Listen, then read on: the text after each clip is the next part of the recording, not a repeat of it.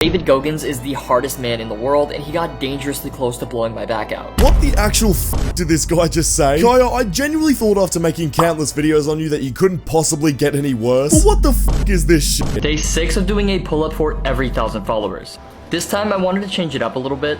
So for every 5 to 10 pull-ups, I'll be changing my grip to— Look, I hate to burst your bubble, but I think I counted a grand total of 0 pull-ups. Bro's doing f***ing leg ups. It is that time of the month for me. Oh, right. So Kaya is a female. Noted. Alright everyone, welcome back. TikTok's weakest gym influencer went too far. This guy's called Kaya Mintz and is a regular of the Monk channel. I've made plenty of videos on this guy and holy shit, he brings in a lot of views. So just like Kaya Mintz just said that it's that time of the month, for him probably meaning that he's on his period, it's that time of the month for me to flame the absolute shit out of this guy. Let's see what this guy Kaya Mintz has in store for us today. How do you stay so disciplined? Hard work and passion are the key to doing anything well. But I really try to stay on track and stick to something once I've started it. Okay, so if you've seen any of my Kaya Mintz videos, you'll know that I really do not hold back on this motherfucker. If I see him doing some stupid shit, I call it out immediately. But let me just put this right now in the nicest way possible. You retarded f***, why are you lifting the bar on a Smith machine bench press? I can clearly tell that you're stronger than that. You've stated before that your 1 rep max on bench press is like 60 kilos. Lift some more f***ing weight, Kaya. It's not even like the dude can't lift any more weight than that. He's just choosing to lift nothing. I don't really have a secret to this, just try not to overthink it.